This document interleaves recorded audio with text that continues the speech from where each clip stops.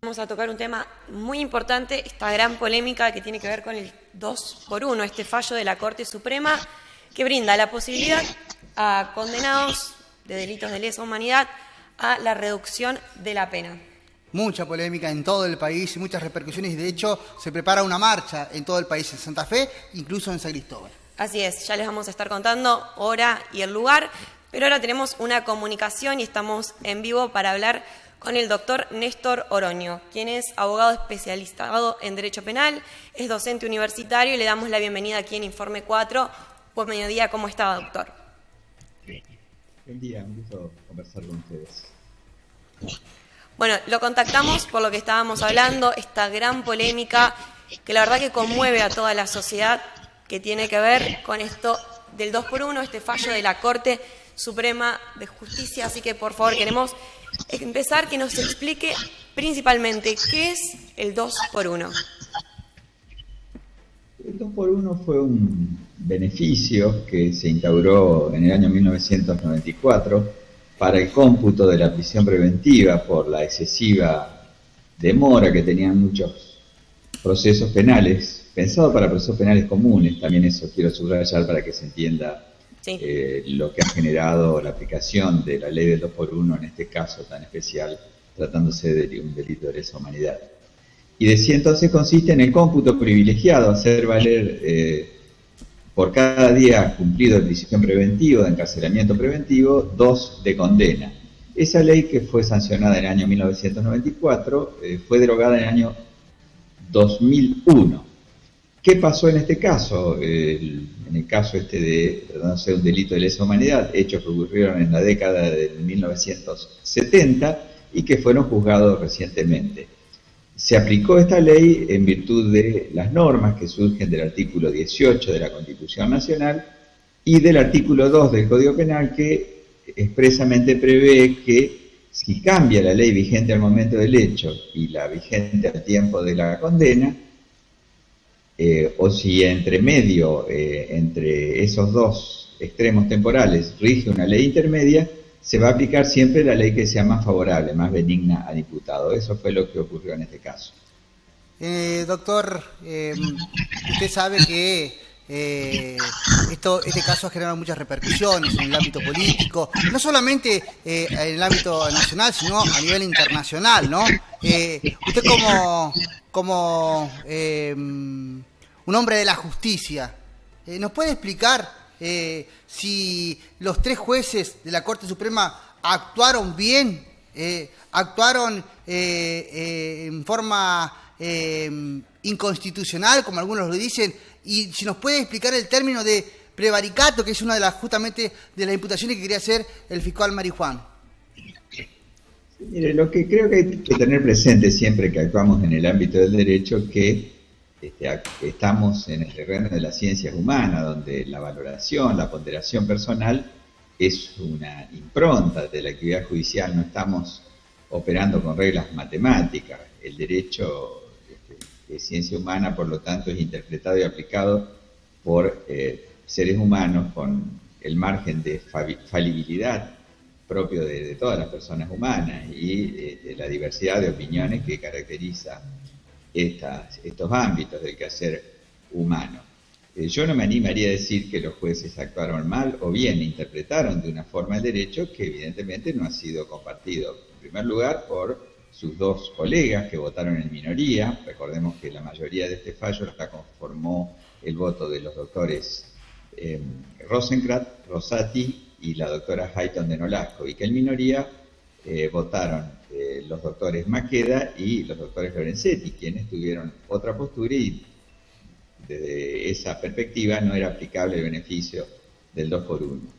Entiendo que el error que se puede achacar a estos miembros de la Corte que conformaron mayoría es no haber valorado que estaban aplicando una ley común para hechos que han generado una doctrina muy especial por parte de la propia Corte Suprema de Justicia, y también que tiene una normativa especial que surge de los tratados internacionales, entre cuyas características, o las características que presentan este tipo de delitos de lesa humanidad, está la imposibilidad del indulto, la imposibilidad de prescripción son imprescriptibles, y que también la Corte Suprema, como decía, a través de numerosos fallos ha creado una doctrina especial.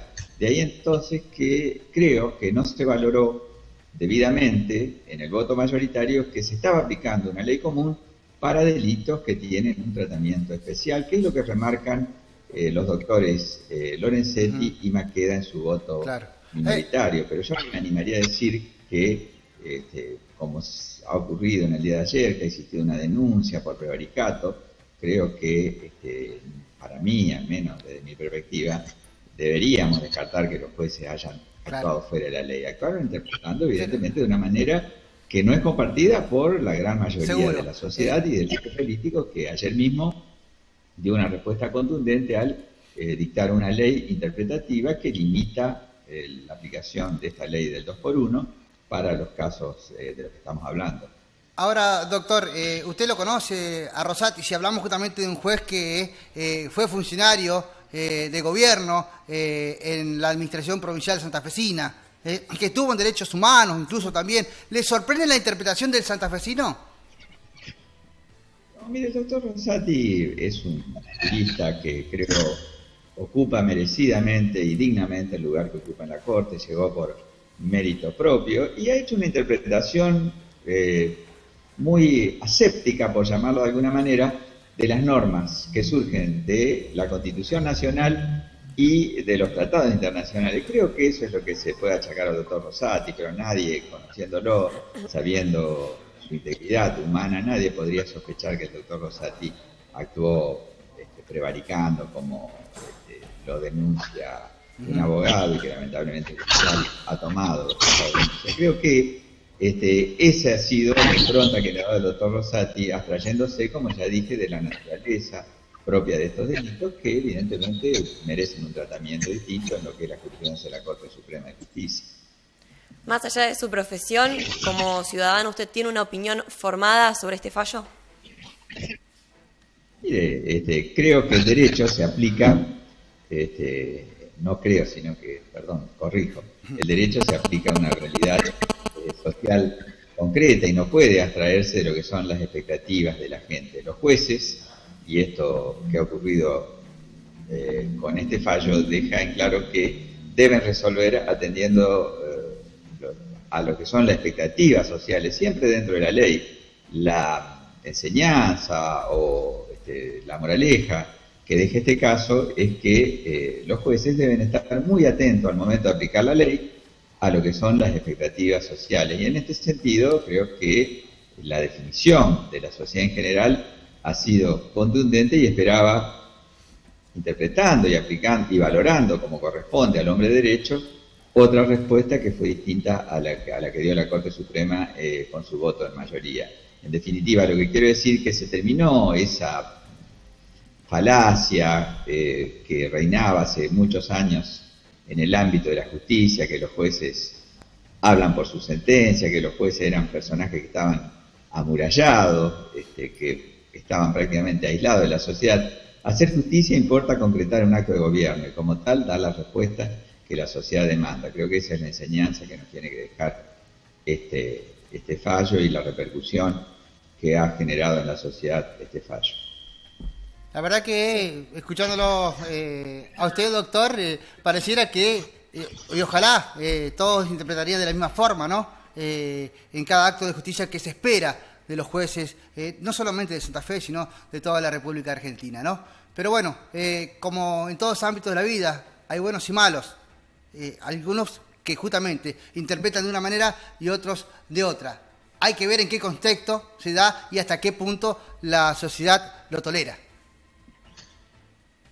Sí, exactamente. Como le decía al principio, es un tema de interpretación para lo que son las expectativas sociales. Técnicamente, la Corte de Justicia ha consolidado un criterio de interpretación, lo que se llama la valoración de los hechos al momento de aplicación de la ley, que no necesariamente es la misma valoración que hizo el legislador al sancionar la ley. Esta es una doctrina que ya venía teniendo cierto predicamento en la Corte Suprema de Justicia y que creo que aquí queda definitivamente consolidada. Se había planteado en otras cuestiones, quizás, y vamos a ubicarnos históricamente lo que ocurrió en concreto con esta ley. Esta ley se sancionó en el año 1994.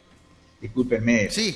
no sé la edad de ustedes, pero si hacemos un poquito de memoria, lo que pasó en nuestro país, cuando asume el doctor Menem trató de zanjar la cuestión referida a la problemática de los derechos humanos mediante los indultos, recordarán, a principios de la década del 90. Entonces parecía, cuando se sancionó esta ley, que el tema de la violación a los derechos humanos ocurrido en la década del 70 estaba definitivamente zanjado. Luego este debate se vuelve a reabrir a partir de la asunción del doctor Kirchner en el año 2003 y se instaura toda una política de Estado. Entonces, cuando el legislador sancionó la ley 24.390, jamás imaginó que esta ley iba a ser utilizada y iba a ser aplicada a ese caso. Me parece que esa es la interpretación que en definitiva cabe hacer. Bueno, ahora este proyecto de ley que se aprobó anoche en la Cámara de Diputados pasa a la Cámara de Senadores, ¿es así?